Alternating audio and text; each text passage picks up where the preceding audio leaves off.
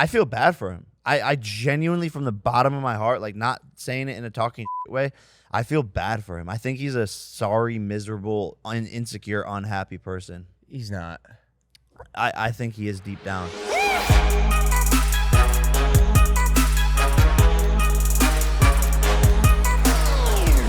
So wait, let me get this straight. So because your videographer David's not here, you promoted your girlfriend to videographer? She's on David duty. Yeah, basically. Just she has to hit a certain quota every day on taking Snapchats, or we can't eat.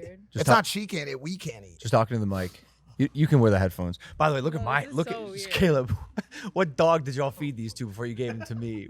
They're absolutely destroyed, mauled pair of headphones. Well, we can't even afford a new pair now with the current viewership. Yeah, we did get reamed. Yeah, but bro, we had a 13-year-old. Like, come on, we're putting her on. She's 13. You have to admit, bro, this podcast is now, bro. Yeah, it is. We don't hang out as much anymore. That's part of it. I'm gonna just come straight out. I'm gonna come out of the closet right now on this podcast. And what do you have to say about Mike coming out of the closet? Mike's really sad that you guys haven't been hanging out. Wow, she got serious. Thanks, babe.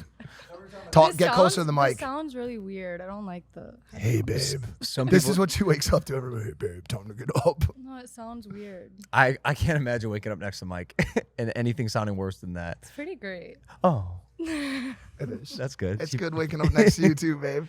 Oh, that's Yo, cute. get your stupid cinematographic camera out of here, Kevin. It is true, because from the 2-shot, it's just right in the middle. It's probably blocking a little bit. We appreciate you though, Kev.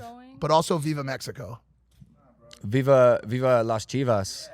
Biggest piñata in the world. Guinness Book World Record. 2 records one day we broke with that giant piñata. That cost $1 million. That prime piñata cost $1 million. And what do we do with it now? Nothing, bro. Nothing. Did it break? Yeah, we opened it from the bottom. What came out of it? You should have gotten You should have gotten a bulldozer to hit it and break it like an actual. Yeah. It's metal. It's like it took like 6 months to build. It was Wait, a serious toys project. came out of it? So for a piñata to be considered an actual piñata, you need toys, candy, and toys and candy. Kev, is that toys? Like, what kind of toys came out of it? We had bouncy balls. You know who would have liked We that? spent $60,000 on inflatable balls, dude. Oh my god. That's what I use testosterone for, to get these inflatable balls. Nice. So wait, you're sad we aren't friends anymore? Yeah, I mean, I called manager Jeff about it the other day. I'm gonna be up front, bro. You don't talk. We don't talk anymore. We don't talk anymore. It's like you. And honestly, you call him pal. Oh, you're gonna really start diving in. This was a big topic on the last Jeff FM. I could read some of your recent texts and be like, yo, bro, what's the plan tonight? Blah, blah, blah, so on and so forth. Can't wait to see you. Not sure, boss. No idea, pal. You're the boss. Let you know soon, chief. Like, bro, you pet turn me so bad, bro. Like, you're one step away from how bad do you want to call me buddy right now? Be honest, how bad do you want to call me buddy? I would never, bud. You're my buddy. You're my pal. You're my fucking pal. But we should make time because, bro, this before the greatest boxer of all time comes on, this show was built around friendship. The vibe on this show, the demeanor of this show was built around our shared stories together and the friendship that we had.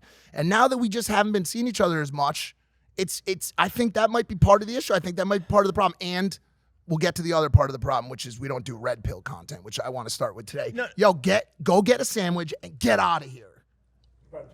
I'm completely kidding. No. You're going to be going through a fucking drought real soon. Oh, let's go. Babe, I'm kidding. Let's go. We're not doing red pill content. Thanks, Sarah. Thanks, Sarah. Thank you so much for your input. What do you want to say about the friendships? No, because, listen, I made a PowerPoint when I moved to Puerto Rico, trying to convince all my friends to move to Puerto Rico, and I thought one slide would get Mike for sure, and it was that the community that I live in has a lazy river. I thought that was like my checkmate, and it just wasn't enough. And he stayed in LA, got his car totaled, gets reamed by the government, and so I just sent another 7 figs yesterday. The one thing I will say is, when you asked me to do that, it was during a real upswing in my YouTube career. I said to myself, I need to stay planted. I can't be this yes man forever. I need to stay planted. I need to make a way for myself. Well, how's that And going? now 2 years later, I fell off just like this podcast, dude. All right. And I'm pissed about it. And you know what? I'll say it right now. I'd like to see that PowerPoint again. I don't have it. It's gone. It's deleted. I will say, as a YouTube veteran, which is what I am at this point, which is crazy. Like, I'll be going to these events and stuff, and people will be like, man, I've been watching you since Vine. I'm like, Vine? That was, oh my God, that was 10 years ago. I've been doing this forever. The one thing I've gotten really good at is not being tied to the view count. Yeah. You just can't be, bro. You just can't be. It's every creator has their ups. Every creator has their downs. And also, just because of a video doesn't perform like, you know, some previous ones, doesn't even mean it's a down. It just, you know, maybe it's something our audience or the internet was not as interested in, but people are still interested in. Well, Bro, like you're talking about getting 113,000 views on a video, and that's affecting you. That's still so many people watching us talk to a 13-year-old who's also fantastic. But we put this young woman on who's like deserves, you know, everything she's working for. And I find pride in that. I was also being jovial. I'm joking around about it. You're shitting on Jazzy. I'm reading between the lines. No, but I want to talk. But I want to talk to Jake about this. Actually, a good like segue into bringing him on, because you guys broke out of that world where views mattered at all, and you guys exist in the mainstream now. So I think that's a pretty good fucking segue for the potentially greatest boxer of all time. He's existing in the mainstream. No, he is the mainstream. He's the greatest boxer of all time. This generation's Muhammad Ali. Ladies and gentlemen, it's my brother, champion Jake Paul. How are you, man? Hey, congrats. Is Carl here? Does Carl have my belt? Is he here with Carl my belt? Jung, the philosopher? Is he coming? Say again? He's not. Carl's not bringing it. Can you hit him up? I feel like a bad U.S. champ. I left it in Florida. I lost my belt, and Carl got it. Are you talking about the? Can you the have him belt bring it? of the Americas? Yeah, he said. Yeah, I lost Randy it. Orton has it. Does he? He took it he stole it from you. I'll RKO the shit out of him. He said he would be here. Oh, Your headphones too, huh? I'm just gonna go without him. No. Really? Thanks for joining us, bro. Jake, do you think that we Did I ruin it? Am I ruining this sit down? Like, Absolutely. but it's the ears. Yeah. You ever done this before? Why is your hat always so high now? It's so high. Highest hat ever. Because I have a big head. It's like a top hat. High hat. And you don't got the 2 chains on today. I guess that somebody got to you with that little response to that picture. What chains? Man by the name of Rampage said that's not your thing, buddy. Do you know what he's talking about? No. I don't either. You know Rampage, the brawler? Rampage Yeah. Jackson? Yeah. He responded to a picture of you wearing chains and said basically, yo, that's not your thing, buddy, because that's his thing. Ah, got Those it. 2 got it, giant got it. chains that you were wearing. Is that his thing? Yeah, I think basically. Sorry, I wasn't alive in the 1800s. Damn. He's gonna rampage your ass. Would you fight that man? he fight anyone? Yeah, what, bro? Come on. We've seen I already dusted up that whole roster. that dusty ass roster for sure. Like did he ever fight Silva? I don't know. What era is he from? he was when we were growing up, first watching UFC. Rampage Jackson. Michael Jackson. Legend, iconic legend of this. That's the thing. Like when we No, I approach know these, the name. You know, I know the name. And I know what he looks like, and I've seen him like knock people out. But that's it. but we need to do better. I need to do better than that. We bring up these combat greats. I know it should be me too, but like, bro, come on. I'm just saying dude. the way you're throwing around even that word though, like combat greats. Like he has a cool nickname, and he punched through a door and talked But shit how to much Ariel does he Helwani. mean? How much does he mean to combat? Couldn't tell you. But how much does Jake Paul mean to combat at the moment? Everything. I mean, you are boxing. I'm so proud of you, Jake. Thank you, man. You hit Andre August with an uppercut from the heavens. Man, I was getting like, I was going on this like roller coaster of emotions after the fight, but I got to watch your speech in the ring back, and it was just like surreal. And I don't know. I just want to say I love you. I love you. It's so crazy, and you have a good way of like putting it from a different perspective and like, but also knowing the impact. And yeah, it just means a lot. Your words are very powerful. So that was really awesome. And yeah, one of the best nights of my life for sure. I'm going to remember it forever. Just everything A to Z, the whole year coming to a crescendo. It was just surreal. You made us all so proud and easy as your family and friends watching it. Like when you got in there in one round, just clocked this dude who, by the way, like I don't understand. Like he's a 10-1 boxer. And I think I've seen some people like trying to even discredit that, but also he's like a 3 times Golden Gloves champion. Yeah, like 30 amateur fights. So does that mean you could have been a Golden Gloves champion? I would destroy all those guys. Really? Yeah, 100%. What went wrong with that in his strategy that he left himself so open in round 1? He just wasn't able to like, because you understand your tap. You can hear the commentator like, Andre's got to stop dipping down. He dips down and you knock him out. Literally, it was Tyron Woodley that was saying that. He was, yeah. Tyron knows. He's talking from experience. Wait, actually? Yeah. They just put all the people you've knocked out on the commentary booth now? Yeah, it's Andre August is going to be back to commentate. Yeah, man. So it was really a range and distance thing, which is what I'm getting really good at managing. So like he couldn't land a punch and I was hitting him hard as fuck to the body and just jabbing him up.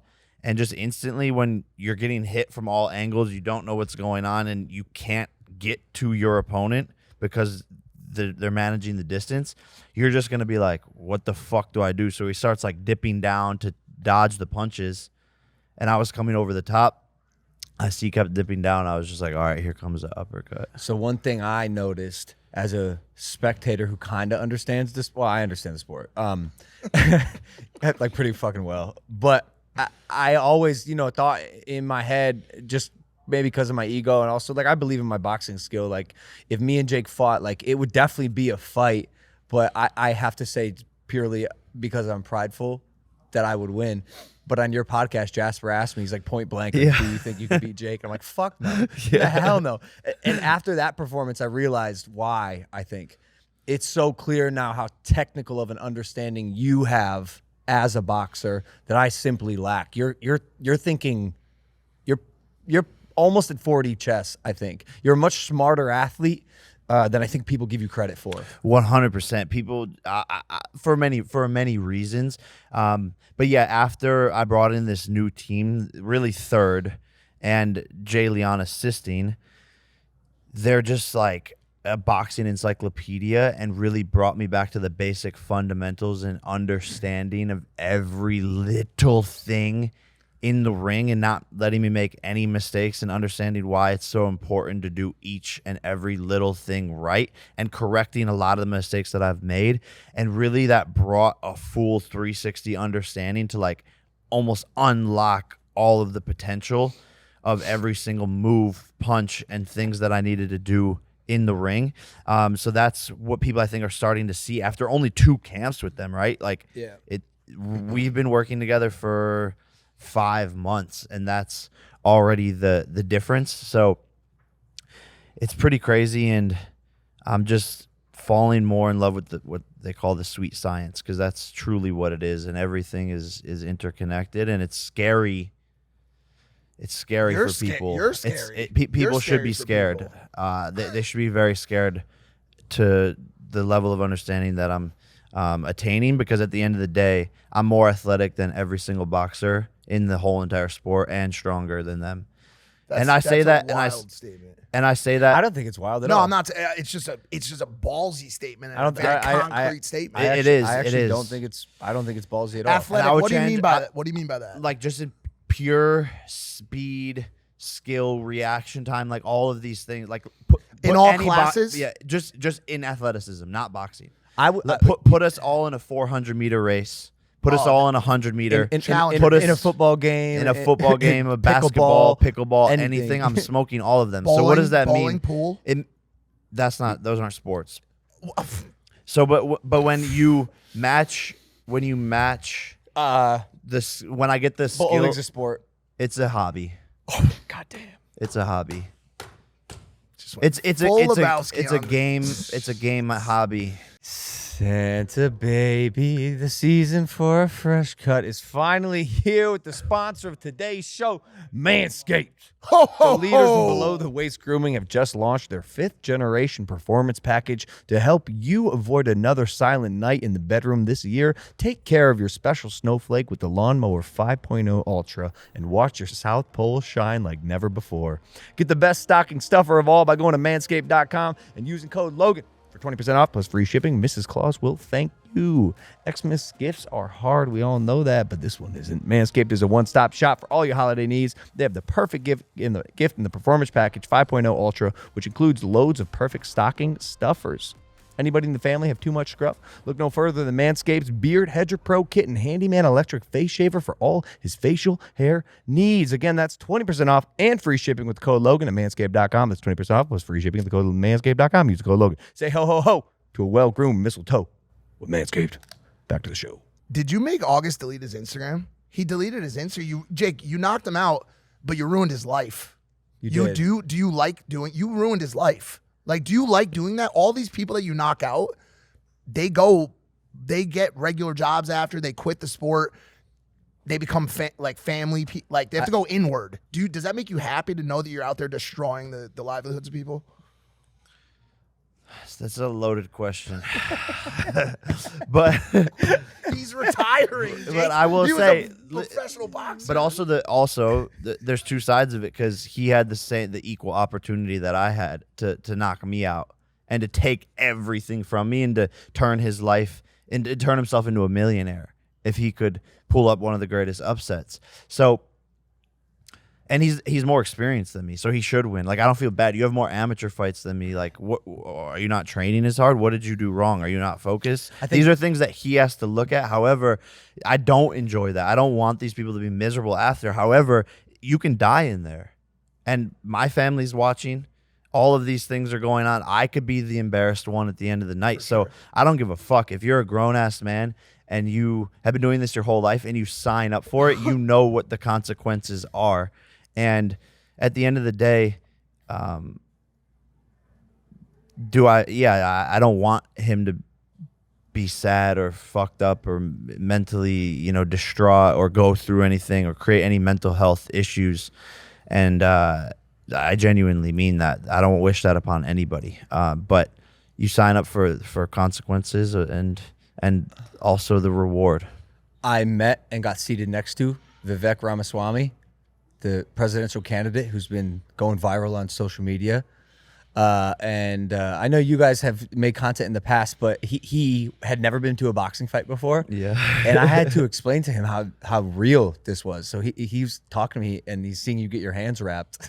Yes. And he goes, wow, that guy wrapping his hands really knows what he's doing, huh? I'm like, yeah, man, he knows what he's doing. That's all he does. And he goes, you guys really you really into this. You really take it serious. I'm like, Vivek, you could die in that ring. Yeah. Like, someone could die tonight. He goes, seriously? And I'm like, yeah, because in boxing especially, you can get knocked down, get your concussion, and have 10 seconds to stand back up. Now you have to fight and your brain is partially bleeding. Like, it's a dangerous ass sport. He just leaves. And it's not a joke. Yeah. No, you have to take it serious. And as entertaining as it can be, I think that's why you're able to fill these venues and people are so excited, is because everyone can feel how tense it is. But then you walk into a Christmas song.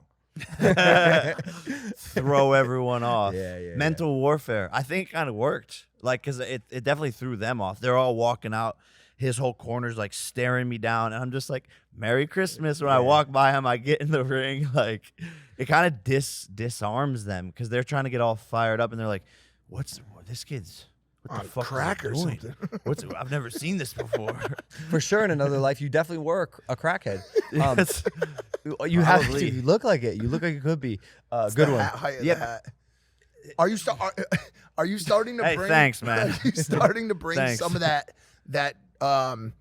turning some of that confidence into fun in the ring and feeling like you can go in there and have a little bit more of a good time? We've talked to fighters in the past on the show who say, I'm just going to go out there and have a good time. Are you starting to feel that confident, or are you still in war mode besides the Christmas song? It's both. It's literally the 50-50, like my profile picture. It's like the love, which is the white side, and then the killer the killer instinct and just being a savage and bringing out all the darkness inside of me. So that's really what it is. But I perform the best when I'm just having fun, Loose, yeah. messing around, joking, you know, talking some shit, dancing to Christmas songs, and not taking it all too seriously, but still being able to like go to those dark places if need be to fight through any adversity. And that's the number one thing my coaches say before I walk out is like, just remember to have fun. And I think that's why my worst fight was Tommy Fury, because I just wasn't having any fun. The camp was miserable. I was just so many things, right? So that's when the fun gets sucked out of anything in life. Like, It sucks. it's almost like, why are you even doing it? It's like the funnest thing I saw content-wise, or one of the funner things this past week was that KSI speed fight, dude, that was planned at the exact same time as your card. Did that happen? Yeah. They actually did it? Yeah. Damn. At the exact same time as your card. Do you think that was pure coincidence? Absolutely not. Obviously not. He also Yeah. he also wasn't super impressed with your knockout. Of course, yeah. I mean, he does everything he can to discredit me. Fuck. Like, of course, Sorry, dude. Because we need clips. Stop. of course. Just sit there and let him talk. Wait a second. Okay. Did he say that?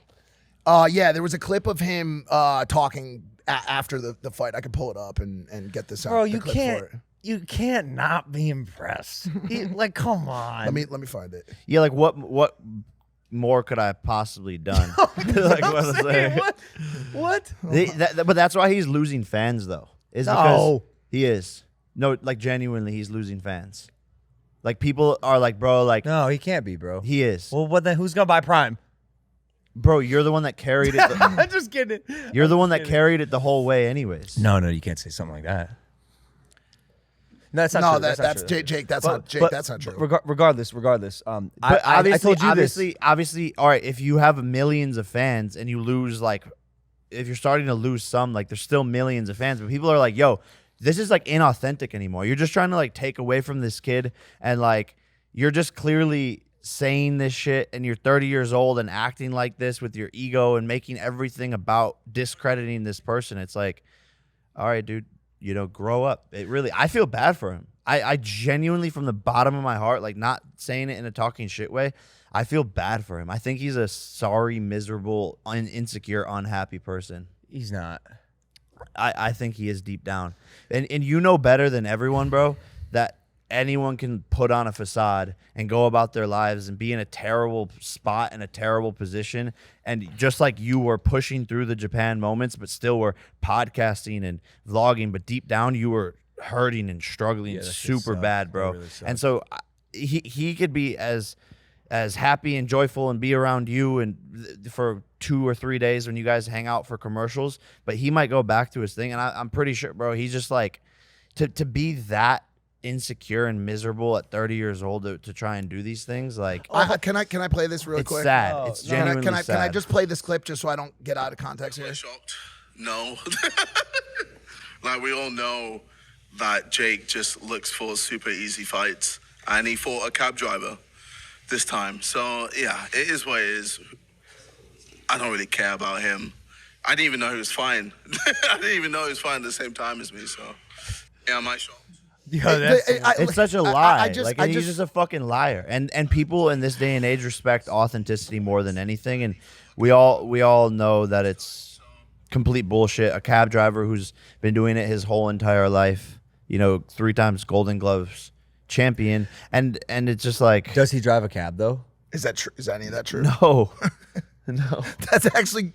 He might have to If now. there's no truth to the cab driver claim, then him saying that's actually kind of funny. That's a ridiculous thing to say. That's like no, it's out it's of a, context. it's a thing in boxing that people say about fighters. That's like a thing. Like a bag of milk, like Yeah. that.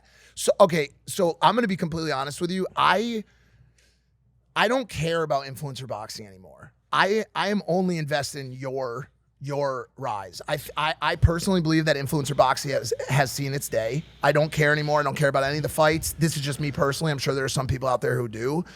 Your ability to break out and to now try to make a run for it in a solidified and credible manner it interests me and intrigues me.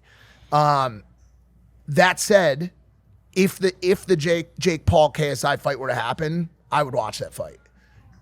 After the knockout this past weekend, are you closer or further away from that fight ever happening? Further, always further. He's not going to do it, and I've said it since the beginning of time. He wants to talk about everything except actual negotiations to make the fight happen. And the more serious I take it, the more scared he's going to get. And that's point blank, period. I need y'all to fight and then make up so you can join Prime. Like quickly. You and him did it. You fought and then well, that's what I'm saying. It took a few years. It's possible. It's possible. Like life has a weird way of shaping out, and who knows what could happen, you know? Yeah, but I mean, he's not going to fight me. We'll see. We'll see. So, you know, it is what it is. And at the end of the day, like, I just don't think he's a good person. Damn. I don't know him to the fucking heart. You know, I've spent some time with him. You spent a bunch of time with him. I don't get that impression having spent time around him. I'm sure you don't either, obviously, because you wouldn't be in a fucking business with him if that was the case. No, I have to strongly disagree. You don't know him, and just like he doesn't know you. And I've said this before, bro. KSI is not JJ. In my head, those are like two different things, two different entities. Like JJ, the person is he is very different. Is not KSI, the internet. Not different, just not as animated. Not nearly. It's just I also think when and he knows this, when he is in KSI land, he can reach a level of confidence and power that I'm not sure like JJ the FIFA gamer would have. I believe, and I could be incorrect. But regardless, dude, whatever you do, if it's him or not, people are watching. And I know you have someone else in your sights. You've planned 2024 out somewhat in advance, and I know how far ahead you think. Any super fights coming up, or are you sticking with I'm going to prove people wrong for now? Yeah, no, there's big fights, conversations happening behind the scenes. It just comes down to a matter of, again, people actually wanting to do it, and it's probably getting harder and harder to get people to sign. It is, dude. Your kid's favorite athlete. That's crazy. Some kid called me. He dropped a note off at the door we were staying at, and I was running by him. I'm like, "What are you doing here? Like, don't come by the house." He's like, "I'm sorry, Jake's just my favorite athlete." And I was like, "Damn, he's a sweetheart." What do you want me to say to him? He's like, "He's my favorite athlete," and everyone was saying that he wouldn't win, and I'm believing him. And like, dude, you're really inspiring a lot of people. Well, I think it's because the story is super relatable, and that's the goal with all of this, right? I think all these other athletes, it's like, oh, you're 6'8", you could jump 45 inches in the air. You were, gifted at birth. You've been doing it your whole life. Or even if they're small, it's like their dad was the basketball coach and made them do drills since they were 5 years old, and they're maybe only 5'10", but they've been doing it for 20 years, so they have the best handling. This story's for the kids that maybe wake up one day and want to completely reinvent themselves to maybe become an athlete, or whatever it is that they want to do in life that they didn't think was possible since they hadn't been doing it their whole life. And that is me with this story, showing up in the gym, looking like a fucking idiot, no muscle, off of Disney Channel. This kid's never going to, do anything in this sport. He'll never become anything, blah, blah, blah. To 3 years and 9 months later, being at the pinnacle and top of the sport and rising in skill level on a day-to-day basis to become world champion. And I think that is more powerful than any other sports story that I've seen, because they're just not relatable. It's like, okay, cool, yeah, I'm watching this, but like, you're still 300 pounds and 6'9", and your dunking thing on people. Your thing, this, I think it finally worked. I don't think there's really anybody left, any of those naysayers left now. I just don't think there can be. I don't think you can be watching from the outside as either an athlete, a boxing analyst, a commentator, and be willing to have to stick your foot in your mouth that hard on the at least Jake Paul's a credible threat and a credible athlete narrative. So do you? It just. So what do you have to say to KSI then, who's still? No, I disagree. I disagree wholeheartedly. See, here's the thing. This is one of the issues we have in today's day and age, and this is not having to do with either of you guys. I can like KSI as a person and heavily disagree with one of his opinions and takes, and agree in a major way with 95% of his other ones. That's completely okay. There's no animosity there. There's no hatred, nothing but complete love and respect for the person. But I can say that I think every time he says it now, you could see it by way of the comments. You could see it by way of the reactions of his peers, that his takes on you as a credible fighter and a credible threat are not, they're falsehoods now.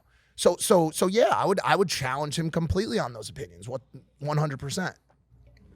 Yeah. That's obvious at this point. I do wish people from a more macro perspective can kind of accept that you can like someone and disagree with what they have to 100%. Say, think, or do.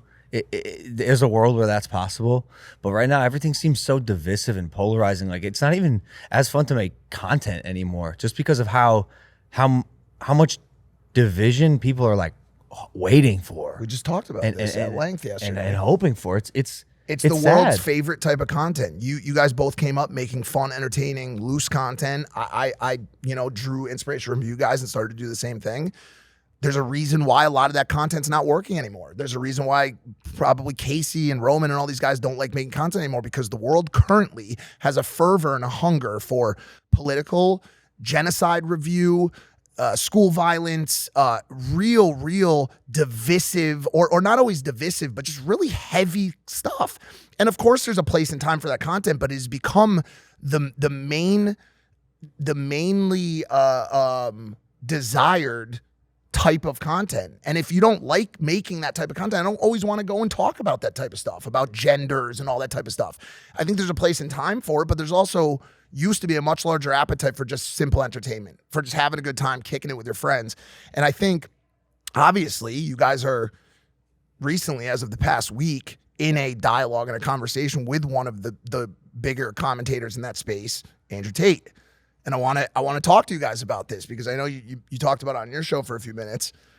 Also combat sports guys, him and his brother Tristan. I want to bring an unbiased angle to this. I'm going to stay right in the middle, and I want to break down what an MMA fight looks like between Jake Paul, Logan Paul, Tristan Tate, Andrew Tate.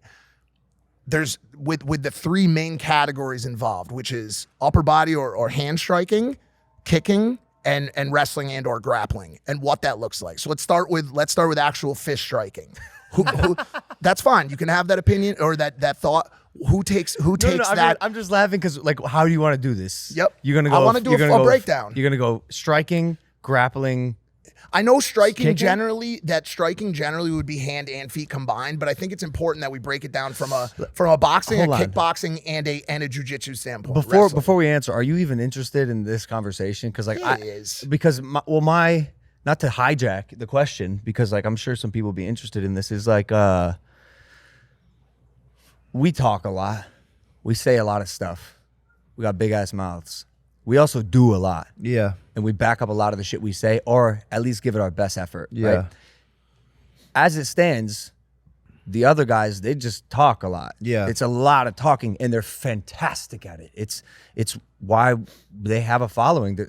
They can be magnetic with words, and it draws a lot of people in. Well, Andrew Tate was a kickboxing world champion. What was, Mike? He was. Completely understood, but I'm just saying, I want to play an unbiased standpoint here. So before we call them simply talkers, there is some combat experience there. And he trains every day. And also, world champion, I can look up the exact. World champion in kickboxing is such a, seems like subjective sort of thing, because who did he beat? How did no one in the kickboxing world, actual champions that I know who this guy was? No one's ever heard of him. The guys he beat are 1 in 54. Like Dylan Dennis was a 4-time world champion in brown belt. So there's still people out there who are significantly better than him. So is there different like credibilities and different? Yeah, there's all types of different belts. And in a lot of regardless, let's just call him a skilled kickboxer for means of this conversation. Yeah, if that makes sense. And who still trains on a daily basis, right? Yeah. So So sorry, where were you going? Striking. That's simply not going to lead anywhere. No, I was just going with this. Like, we can sit here and talk all day, but that seems kind of pointless to me. Like, I don't. Well, let's why? have What's the point? Let's have a theoretical conversation about it. Yeah, this is why I didn't call anyone out in the ring after my fights, because I can call all these people out, but these fucking people don't want to fucking fight me. So it is kind of annoying. We play video games where Scorpion goes up against Reptile and they spit on each other. Let's just assume this conversation is a theoretical or a fun discussion that never takes place. Yeah, so striking. I mean, who's facing who, right? So is it tag team? Yeah, how does that work? How does that work? It would have to be a new format in MMA. No, they have 2-on-2 MMA, but I think it's tag team, I think. I don't know. We got to go to Russia? They do that. They do like 6-on-6. Florida would let us do it. No way. But this can't be that tactical. I'm just asking simple questions. So from the upper body hand striking situation, part of it, you guys clearly have the power and the experience to win that portion, correct? Now, if it were boxing, absolutely. If it were kickboxing, he'd probably best us. Like if it was solely kickboxing, that's what I was going to say. How would he not? How would he not? It's a completely different. That's insane. I don't. Kickboxing? No, it's MMA. No. It's MMA. I think he's kind of clunky on his feet. His guard ain't great, and he's a reactive counterpuncher. His chin is wide open in the air. He leans back a lot. Yeah. You throw some big punches, you'll get caught. But wait, if it's MMA, I mean, dog. So you guys, the reason I'm asking is, I'll just say it for you. You guys take fist striking, and you have a wrestling background. Wrestling's better. He has a kickboxing background, and potentially maybe more MMA experience. He probably rolls around. He has MMA fights. Yeah. Correct. So that's where and really we're talking about Andrew here. Like Tristan's not really in this equation. Like, well, the way they describe it would be. Yeah, but that's like the light work. Like we'll take that out real fast and then. By the way, without a question, for anyone doubting that, that's fucking insane. Like, are they bigger than you? I think. Are they really? Tristan's are they size? really 6'5"? Yeah. No, they're 6'5", they're both 240. Tristan's like taller than Andrew. I think he's like 6'2", and Andrew's like 6 foot. But Tristan's like accurate? heavy. Tristan's probably like 230, 240. That's yeah. big. Yeah. The bigger they are, the harder they fall. Wait, that's Jake. That's big. I'm 6'2.5" to 15 for reference. That's he and obviously muscle weighs more, but like that's a big boy. Who cares, Mike?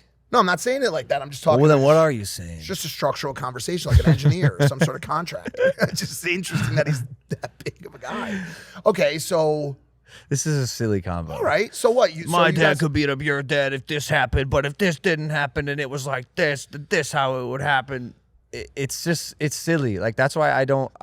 I think it's fun to have those kind of conversations, those theoretical conversations. But the conversations. The sound guy's laughing. He likes it. He likes it. They'd solely be conversations for months, potentially years. Like we gave him an offer. Yeah, there's one thing to do. You can 10 mil for Andrew, 10 mil for Tristan, 10 mil for you, 10 mil for me, But here's what they'll say: I don't need this for the money. You're gonna have to slap $50 million for me even to get out of bed. But if you have money, then why is it about the money? What if there was a second? Are you guys confident enough so that if they ask for something that was more than the money, would you guys be willing to devote to that? Like what?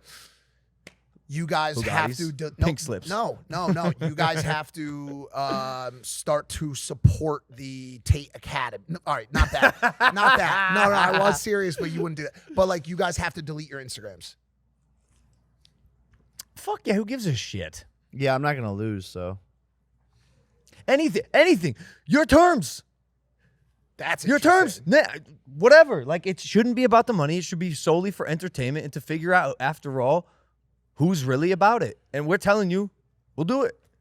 But it's not going to happen. Dude, it won't happen. If that undercarded Musk Zuckerberg, we're talking about the greatest event in the history of mankind. More viewership for that.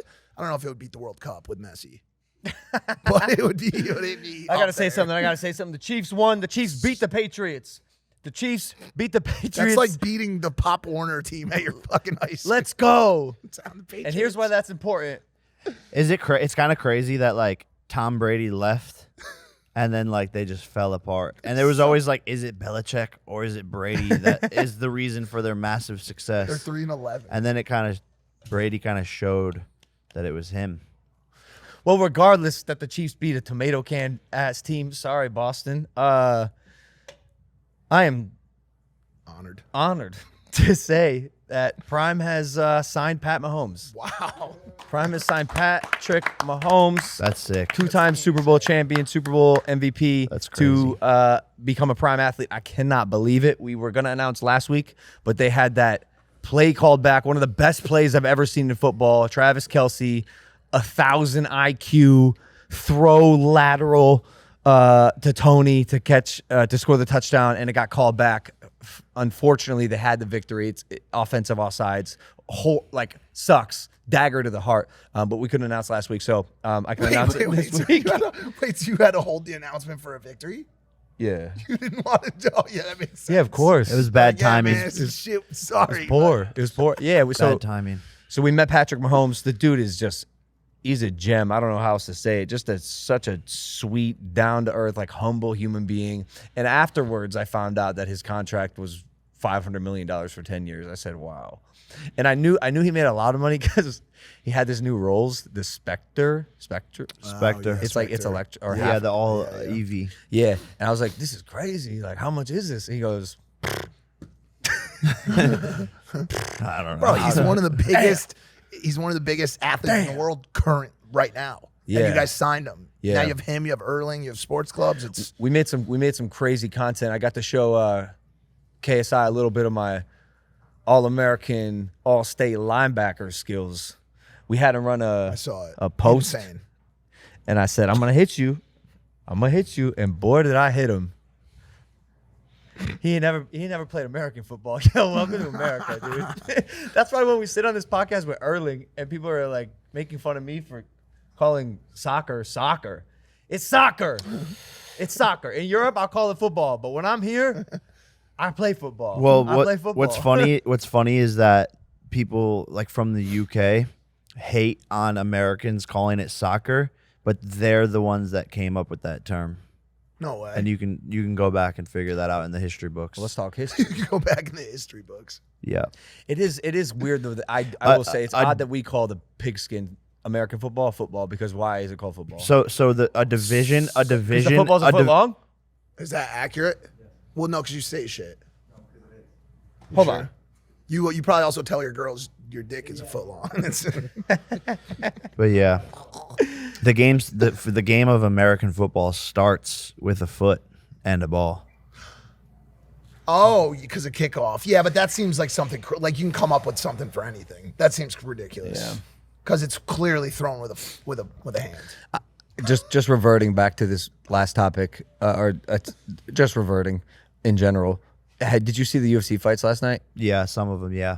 You see the championship? Yeah. Leon Edwards, Colby Covington. Yeah. Did you see Colby in the ring say that he thought he won the fight? Yeah, he's out of his mind. Okay. But we already knew that. He started right? throwing his hands up in the air. It's embarrassing. I was like what? you feel it's like you feel bad for people like that. He goes, "There's not a scratch on me." He's bleeding off of his nose. There's like an inch long scratch. What does he do now? Because I was very invested in the outcome of that fight because of how I want to like ask you guys a little bit about when shit talking goes wrong.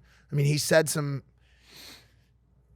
pretty fucked up shit, dude, about a dead person, which not is, just a dead person. Leon Edwards' father, murdered his murdered father, correct, and he's using it for entertainment to get people to buy into the fight, but. When you double and triple down on something like that, you start to question if you're really trying just to sell the fight or you're just an actual shithead douchebag who doesn't deserve this title shot for at least the fourth time. This is Colby's third shot at the title, I believe. Got to be his, last, right? I mean, especially with a performance like that, like embarrassing, and then to say that you thought you won the fight, I'm sorry, you're a moron. And this is what he tried to add some clarification to why he said that about with the perceived fact that his dad was like a drug dealer or whatever and a bunch of shit that from his past that I don't know where the sources are for that. But is there a line when it comes to shit talking, especially if you're, I guess it doesn't matter, but especially if you're not going to win. I mean, you're seeing it with Strickland and Suga as well right now. They unleashed some really, really nasty shit on each other. And Suga took some deep digs at Strickland's abusive past, from his father. I mean, there's some really nasty shit going on in the UFC right now, and it's like if you write checks like that and you don't cash them, what does that do? Like, Trump walked out of the arena while Kobe was giving his speech, bro. Like, he didn't even let him finish. I mean, it was embarrassing. It was a Trump dick riding parade for Colby, and I think he was trying to ignite the parts of the audience that will woo for Trump no matter what. But even they were like, "Yo, you're a moron," and I want to let you talk because you are the guest. But I had a thought. I think there should be a newly classified mental illness that we got to look into called MDD, mild delusional disorder. I think delusion is extremely common nowadays for whatever reason. People are delusional, and not just because you're in character trying to sell a fight. You really are not living in the same reality that everyone else is. Yeah, they are. They're selling. Do you want to know who deserves the prize of mild delusional the most? The audience. The people that are watching Kanye rant about the pyramids in fucking Kansas and the Illuminati and all this shit. Not saying he's wrong about all of it. But he goes on these 7-minute rants about everything, the Jews and the Zionists and this and that and all of this stuff. And you see these people on Twitter. Every single thing Kanye just said is right. Every single thing Kanye just said is right. It's crazy to imagine that in 5 years, we'll look back at this rant and know that everything he said was 100% right. Mild delusional disorder. That's STD. That's severe delusional. Severe delusional. Bro, Kanye is going to be right about it. It's the same thing. It's the Alex Jones thing. When we had Alex Jones on the show and he talked about a million things. Even a broken clock is right 2 times a day. If you say the water's making the frogs gay, they're going to come out with a vaccine that's going to hurt people. They're going to do this. They're going to do that. They're going to do this. You know, remember I went on that rant? The walls are growing lambs. Yeah. You're going to be right about something. Yeah. You have to be right about one of those things. But like I said, the onus is on the audience. Right now, there's this massive swath of social people who, if you go on a rant that's anti-government, anti-corporation, or anti-systematic, society, you're right regardless of what you say. You're just right. It doesn't matter. Like, if I say some shit right now about Biden, I'm right. It doesn't matter if it's true or not. It's just that's what those people want to hear. So I don't know how that ties in. I guess I'll bring it back a little bit. Colby seems like one of those people. That's saying shit to sell shit. Strickland, on the other hand, seems to be really about it. Like, when Strickland talks, it seems like he's talking from his soul. Like, did you see the video of him going out and pulling a gun on the dude that was drunk in his driveway? Yeah. Did you see that? Yeah, he lives for those moments. Strickland seems like a pretty bad guy. Not bad, but like a badass. Well, he's just like mentally completely broken, like from his childhood, and it's all he talks about. And he's actually like hyper insecure and just is like using his mouth to run around all of the fear and lack of self-worth that he values himself for. And it's super common in fighting. And that's why you see, like, as soon as Duplessis said something right back to him that got under his skin, he fucking lost it, because he's actually not all there and mentally sound. And so he's making himself feel better by putting other people down and with his shit talk. But he has the glass house. Mm-hmm. That as soon as Duplessis threw the rock at the glass house, he just broke and shattered and got hyper emotional, and then obviously got into a fight with him in the crowd because he just couldn't hold back. And that's what men do when they feel weak and they can't do anything. They just want to go to violence to make themselves feel like the more powerful individual. And Dana's already been pretty clear that he doesn't like that shit. He doesn't like it. I mean, the sideshow acts, I think, kind of pissed Dana off. Yeah. What also, I think another reason this is happening in our society is because nothing is very shocking anymore, because we consume so much content on a daily basis and we've seen it all. People have said everything. And so to stand out, actually, you have to go to a crazier level. You have to go deeper. You have to say nutso shit which is what Colby's doing, which is what Sean is bringing up in these press conferences, because that's the only thing that's going to get clipped out is if people have a reaction to it. But nowadays we've seen everything, so you don't have a reaction to as much stuff. So it's not going to go as viral unless you're saying really fucked up shit to somebody. And these people also, we could sit here and psychoanalyze them, but there is a side to it, like you said, where there is a bit of selling, and they also do want to make money and stay relevant and provide for their families. So I do think there is a part that knows that they could feed into all of this and generate hype to stay relevant, to make more money from the UFC or whatever entity it is. So it is this weird combination of things. It's not all one, and it's hard to figure out who is doing it for what reasons. But I do think there is a line. Like, you don't bring up fucking dead. I don't think you bring up the dead ever. Like, yeah, that's it's all in context, right? If the shit talk is like building and going there, but like I don't think Leon was saying anything. He was just sitting there like fired a nuke. He seems like the nicest guy. Yeah. So it's like, obviously, but for example, let's just say like KSI and I were going at it. It's been 6 years. Who knows what's going to happen? Of shit talk. Oh no. So it's like, and but you still would never. But you would never say something like that. I wouldn't. But it is all circumstantial. It's just tough these days. There's a lot of bleed through from, like you said, selling into real life, and no one knows what the truth is, and also people are doing things. I know we're strictly talking about the fighting standpoint, but it's kind of all. Isn't it crazy how much that politics have bled into sports and into everything? Like, you see it, like Colby comes out with the Make America Great Again hat. He's bringing that type of attitude towards it. And I want to just to thumbtack what I was saying earlier quickly. When I bring up all these kind of people who, when I bring them up as examples, are all right wing. I don't want to come off again as a liberal. I'm not. I present myself sometimes on this side. I'm just not. Fucking liberal. I'm just not. But unfortunately, like, because they're fucking crazy too. And by the way, once again, just to bring it back up, they're what produced this. The liberal disorder is what produced all of this shit. So it's a pendulum. Yes, we talk about it all the time. It swung so far left, and now we're just kind of seeing the correction on the other side. And that's why I think the majority of content and conversation socially is becoming political or whatever, because naturally humans are making a correction to this like crazy ideology that was running the world for like disorder. 3-4 years, and now it's swinging back to truth. And you got to look at these guys once again, like Kanye and all of them, and just realize they're smart, dude. Kanye knows what he's doing. He knows what he's fucking doing. He goes on those rants, and every topic he hits is aligned with the current content position. He knows exactly what he's fucking doing. He don't believe that there were pyramids in Kansas. He doesn't. He just knows how to fucking sell records, bro.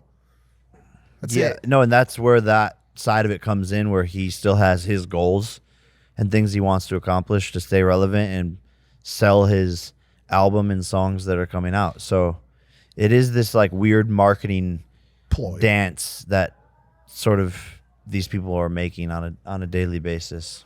You know who else sells records? Benny Blanco, who's now dating Selena Gomez. Good for him. Good for him. Benny's that really upset Twitter. Why? There's like this like group of girls that are like protected, like that, like no, like a species. No, yeah, like it like really upsets Twitter. Like when one of them gets a boyfriend. Does that make sense? She's a part of. See, like I don't get into the internet shit. Like I'm so versed in it, but you guys are like so rose out of it now. But there's this whole like milkman storyline right now on Twitter where like big boob girls are kind of like running the show. Like what's the chick from bro, I'm deep, bro. Wait, what? What's the chick from does anyone know what I'm saying? Do you know what I'm talking about? The chick from Euphoria, Sydney Sweeney. She's like the biggest thing on Twitter right now because of her. The milkman love her. Do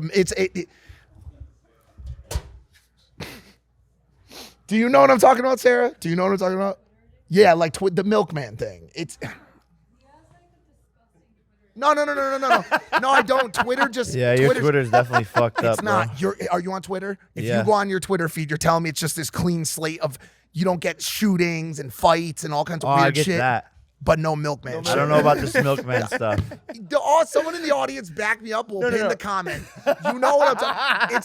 It's like this Twitter obsession niche with that community. So Selena Gomez is one of the milk women. Oh wow. She is, I swear. Okay. So she's one of them. So when she toppled to a songwriter who Not just a songwriter. That's what I was just gonna say. He ain't getting enough. People aren't putting enough respect Come on on, Benny that's Benny Blanco's Blanco. fucking name, bro. That Bro, dude, His discography's what? who cares what he does? what Also, Oh, She should be. yeah, for she sure. should be allowed For to sure. date Of course. whoever the fuck she wants. at And we don't. Ariana Know, Grande. you don't know who the fuck he is. Like, bro, he could be the nicest, best guy in the world for Benny's her. awesome. No, Benny's for awesome. her. Yeah, So it's like people just need to like worry about their own lives, because I think it's the funniest shit when people are worried about like who's this person's dating, who's that person's dating, and they're still broke. Like, go outside and get a fucking job. Or just touch Like- grass. Like, bro, that it pisses me off. It's like, and then they're complaining too. It's like the same people who are like, "Oh my God, she's dating this person. I can't believe it." Consuming 9 hours on TikTok trying to figure out where they were, seeing their pictures, and it's like, those are the same people who are like, "Oh, Yes. So I just got note. Sorry. Thank you, Sarah, who is not only my photographer for Snapchat, my girlfriend, but also one of my research analysts and producers. The drama is he was Justin Bieber's producer. yeah, he made a lot of hits with Bieber. He Big made a time. lot of hits with Bieber. Who obviously Bieber and Selena Gomez had this relationship that I think that fanfic community and also the milkmen were very subscribed to, bro. Was this, I think a lot of times they thought like, oh, are they going to get back together down the line? So the idea that the milk woman, the idea that Selena Gomez was dating his producer is a storyline. We're getting into some teenage drama shit. I also want. I do want to give a shout out to Benny because he's For sure. He's hilarious, like absurdly talented. Has so much talent. Can we touch on one more fight thing quickly before we go to anything else? Like maybe this Nicki Minaj Kyson. There's so many topics. No, I wanted to talk about something less. Okay. Less But like- can I hit one fight thing? Because I'm a commentator for a fight league. Oh yeah, that is true. Did you know that? So I saw your tweet. him the other and night. I'm sorry GSP. that it happened on the same night as your fight. By the way, Oh, I didn't plan that. It's a thing for me. him and George St. Pierre are commenting what's called the Karate Combat. Karate Combat League. It's a new fighting format, which is basically like a mixed martial arts karate format. You're not allowed to grapple. You're not allowed to clinch unless you're actively striking. And if someone goes to the ground, you have 5 seconds to ground and pound before both fighters are stood back up. And it's in a conversation pit. No A giant conversation So pit. it has slanted 45-degree walls that could be used for the combat. You could put other fighters against it, or you can actually jump off of it. And there's no barrier around the ring. And so I got to host this fight the other day, which was the trilogy fight, Pettis versus Benson Henderson. These two guys have fought in the past twice, and Pettis won both fights. They fought again, but the undercard for this was some people that have been in the UFC, just all these combat greats. And I got to host it alongside GSP, potentially the greatest combat athlete of all time, potentially, arguably. Yeah, he's great. And Bas Rutten, who's another combat sports great. And I got to actually commentate the action as the voice of the casuals. Jacob, and I know that's not your name, but I'm gonna call you that.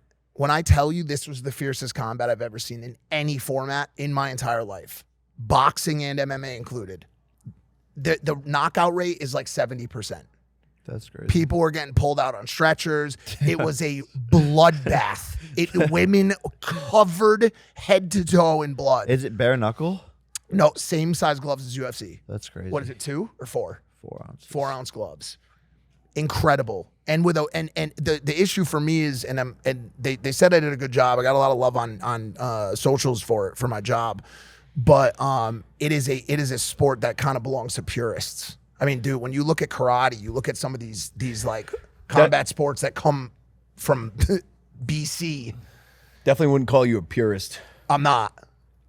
We'll call you a pothead. I don't smoke weed. No. Interception? Browns win. won. Let's go, baby. Bro, no one cares about the Browns. Bro, fuck you. How dare No you? one cares about Cleveland. That in itself is. Wow, fuck you. Wow, that's you should crazy. die in a hole. That's Whoa. crazy to say. Yeah. We don't talk about death like that. Or holes. You should die in a hole. Shout out to everybody in Cleveland right And- now. and MGK. in Cleveland. No, in no, holes. no. Stick by your guns. No. It's a Pick joke. side. Well, I was telling my story. Oh, they almost won the game. That's crazy. Oh, that dude's. Oh, man. He could have caught I mean, that. do you Could've guys caught even that. have food there? Like Cincinnati has this chili. What do you guys even have there? We got stuff. We Like got what? Five Guys. Who doesn't? Yeah. Like, what food do you guys come out with? Yeah. The best. the Even best like food. even like LeBron's from Akron. He's not even from fucking Cleveland. It's Akron's like same Cleveland, general yeah. area. What is Cleveland? What is Cleveland bird besides the Pauls? Steel. MGK. Lake Erie. The Bone Thugs Harmony. Travis Oh Kelce. shit! Bone Thugs might have saved you, bro. Travis and Jason Kelsey. Huh? Oh really? Elbows. Yeah. Wait, The Elbows are from Cleveland. rock and roll Hall of Oh, Fame. that's true. Fuck. The Russo brothers. You guys are mounting Marvel the case. directors. Dude, there's some Amazing some real fighters. zingers from Ohio. I mean, my Amazing whole state fighters. just birthed the D'Amelios. That's all we ever had. So I guess, well, Casey Neistat. So I take my Cleveland slander back. All right. It's just it was the karate combat time. You guys got drawn into the sport. Look, man, I gotta ask you. 2023 is coming to a close. 2024 is almost here. Any massive takeaways or lessons you've learned from this year that you'd like to share? And what are you looking forward to in 2024? Yeah, I think the biggest thing is that focus, sacrifice, hard work, and dedication will never fail you. But alcohol will for sure. No matter how many times you want to try and escape that and convince yourself that it's okay. You know, I think in celebrational moments, a couple times here and there throughout the year, sure, have some wine. Like last night. But I encourage all the viewers, anyone around my age, especially if you haven't made it yet or accomplished your dreams, like you should just put it all down. Sober, get sober. Fucking double down, focus on yourself, intermittent fasting, get your mind right, learn emotional intelligence, meditate every single day, read some books, put your screen time limits on to 4 hours a day total, and the rest of the time, journal, read books. And losses sometimes could be the best thing for you, and most of the time it is. For me, it was. It's exactly what I needed.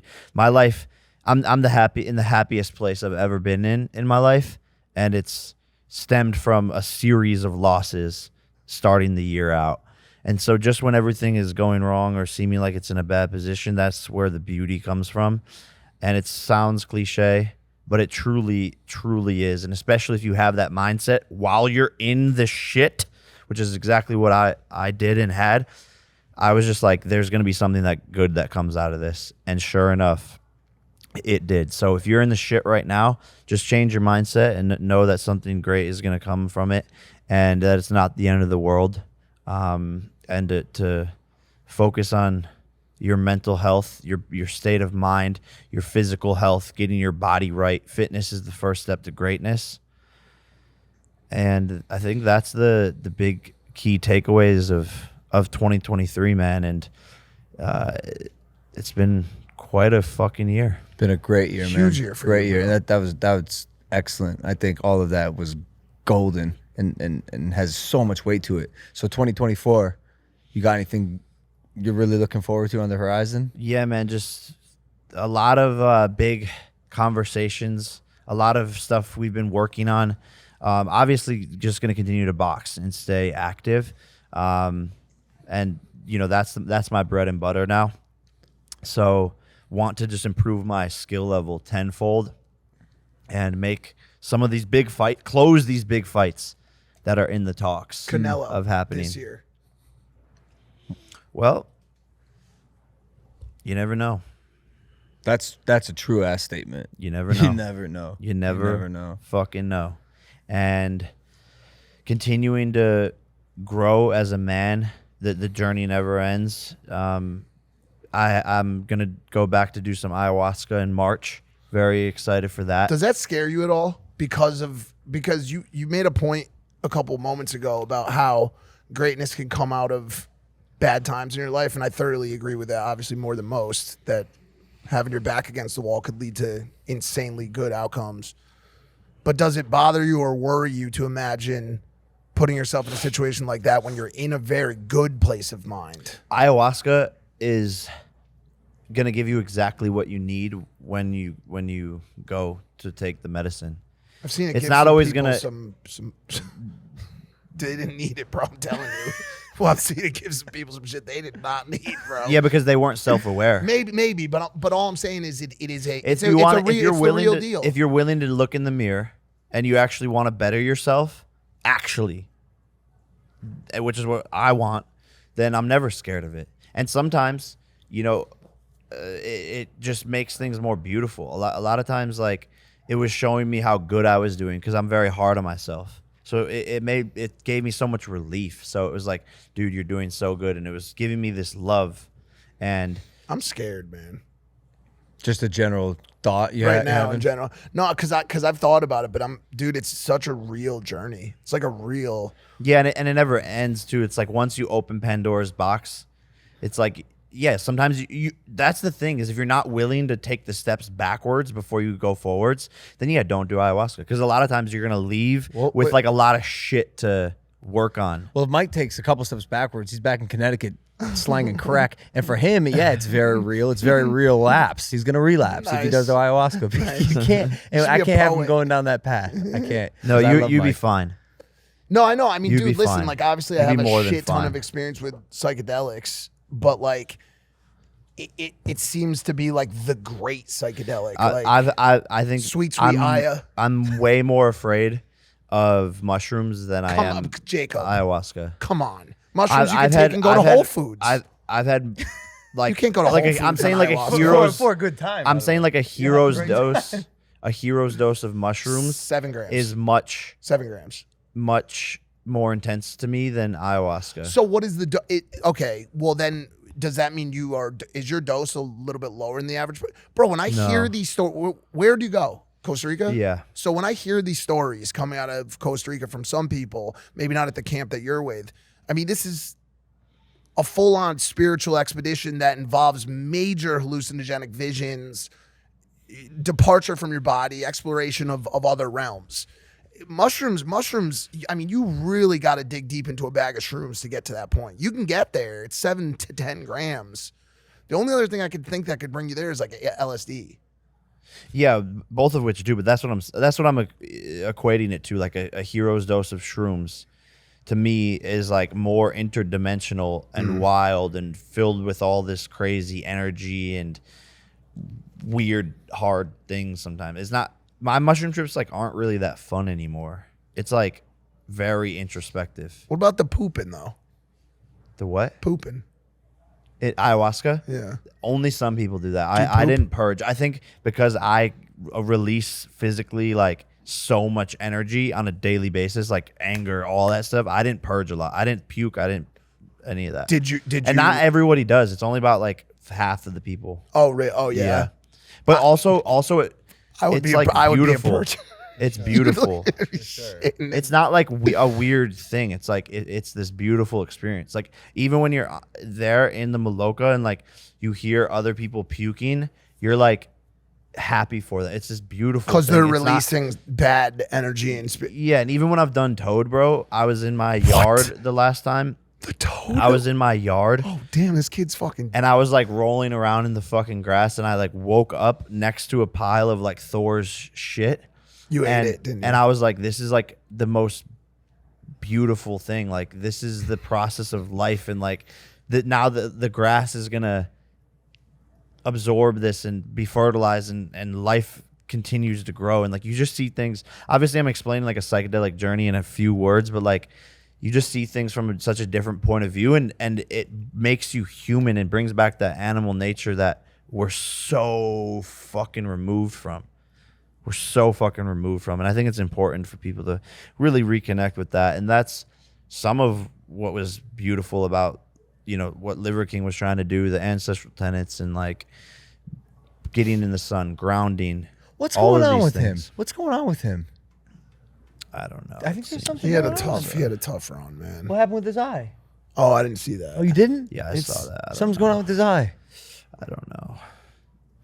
I feel bad. I feel bad for how things turned because he is just such a sweet man. It was like that steroid scandal really fucking hurt him, bro. Yeah, and what was sad is that we like the world needed his message, but he didn't need to have a 9-pack for them to like feel his message. It is a good point. Final note on the stuff that you're talking about, the psychedelic stuff. I'm in the same boat as you. Everything becomes just a part of connectivity. When you walk out of those, and honestly, even the breath work that you do, that shrooms, any of that type of stuff, anytime that I've done it in the past, I always come out of it thinking I'm more connected to the earth and the people around me than I've ever felt before. Exactly. It's just such a connectivity thing. Yeah. Why are you saying it like that? Because you're from Connecticut? I think that's how you say connectivity. Connectivity? I don't think that's how you say it. I think there will be a linguistics expert that watches, breaks it down, and makes a 32-minute video that's advertised on YouTube. Connectivity. Connectivity. Can we just pull it up and have Siri say it, please? I can do it right now. I'm just interested in That's the you. I mean, you could be remnants of heroin talking right there. you could be right. It's just I work with words. Hold on. Connectivity. Connectivity. That's interesting. I mean, well, yeah, if you want to pull up in March and do some ayahuasca, Mike, just let me know. I will have the discussion with you. I do love you very much, and the person that you've become. I've said this on every single show that you've come on over the past 2 years. Just astounded by how much change you've been able to enact in your life, and how much hard work you've put in. It is a story of epic proportions, and I could not be more proud of you. And it's there's not many people that come on the show that I can look in the eyes and say I'm so fucking proud of you, and just so taken back by what you've been able to accomplish, and it's just been incredible to watch. So I will consider that offer for sure. 100%. Thank you, man. Appreciate that. And I'm proud of you too. Thank you, bro. And I'm excited for the 10 out of 10 burger 10 business, burger. bro. I need to try it.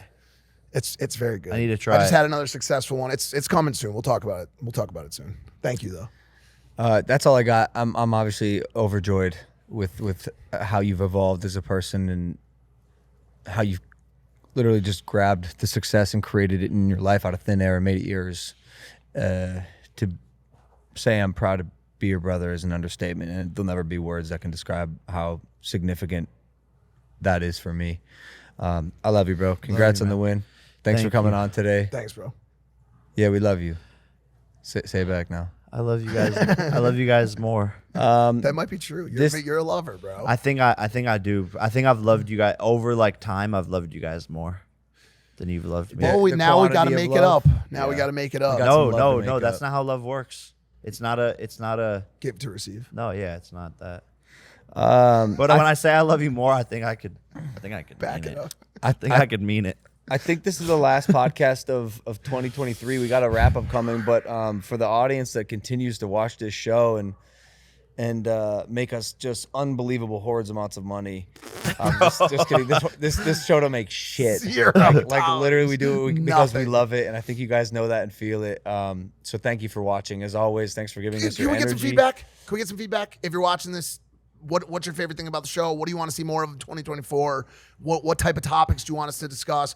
Do you love the boys only episodes, the guest episodes, where we go, what we do? Please, that feedback is incredibly important to us, and we will take it into consideration for the next year. That's right. Last thing I'll say, for all you sorry asses in the U.S. Championship tournament trying to come for my belt, I respect you guys a little bit. I respect what you're trying to do. You're never going to take this from me. Good luck, Kevin Owens, Santos Escobar, Carmela Hayes, whoever the fuck else is in that tournament. If you happen to win and you try to take this off of me, I am going to put you in so much pain. Thank you from your United States champion. 2023 has been great. 2024 is going to be even better. Hit that subscribe button. Thank you for listening to this episode of Impulsive. We love you. Take it easy. Peace.